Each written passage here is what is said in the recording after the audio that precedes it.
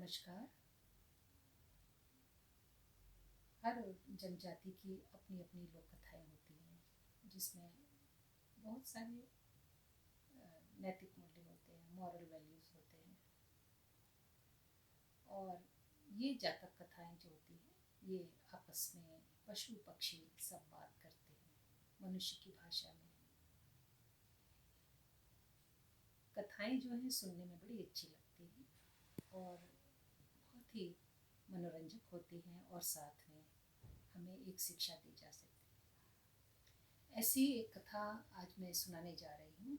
वो खासी जनजाति की कथा है जो कि मेघालय में रहते हैं। इसमें एक बकरी की कहानी है। बकरी को खासी भाषा में काबलांग कहते हैं, जो कि अपनी कमज़ोरी के साथ समझौता नहीं करती। वो हमेशा उसकी शिकायत करती रहती है ईश्वर से कि उसे इतना कमज़ोर क्यों बनाया, उसे बाकी जानवरों की तरह शक्तिशाली क्यों नहीं बनाया। हमेशा उसको ये शिकायत रहती है। तो बकरी पहले जंगलों में, कहते हैं कि जंगलों में रहती थी खासी जनजातियों के अनुसार, और पेट भरने के लिए वो अपना घास खाती थी, दूब खाती थी, तरह तरह की मतलब वनस्पतियाँ खाती थी। वो वो जब भी खाती थी तो हमेशा ये शिकायत करती थी कि देखो कितनी मजबूरी है कि हम शाकाहारी हैं, हम खाली पत्तियाँ खा सकते हैं, दूसरे जानवर जो हैं वो कई तरह के भोजन कर सकते हैं लेकिन हम नहीं कर सकते। ऐसा क्यों है, ऐसा क्यों है। कई बार उसकी साथी बकरियों ने उनसे बहुत समझाया कि हमेशा शिकायत नहीं करते, जो कुछ उसके पास है, जो कुछ ऊपर वाले ने दिया है, भगवान ने दिया है, उसके साथ खुशी खुशी ज़िंदगी बीते। लेकिन वो तब भी नहीं मानती थी।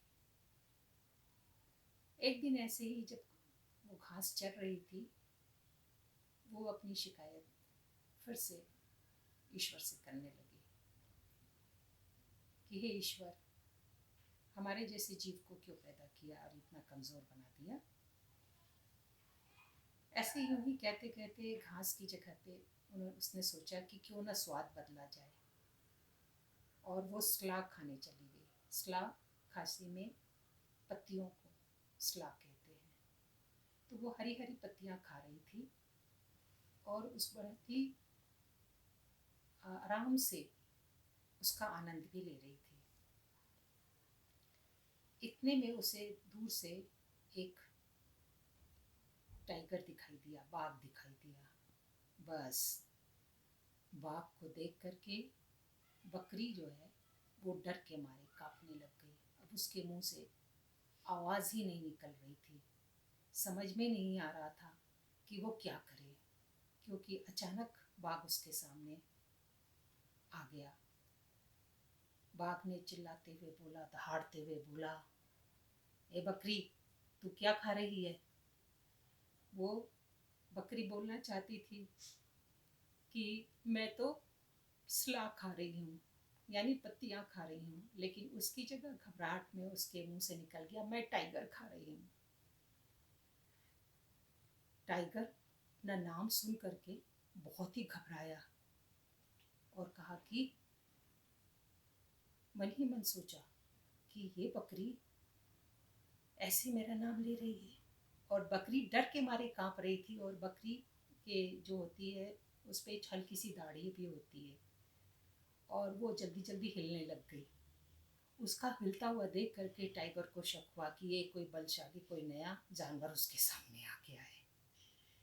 अब क्या था, टाइगर इतना डर गया, बिना सच्चाई जाने वो डर के मारे भाग गया। इस ये देख करके बकरी बहुत खुश हुई।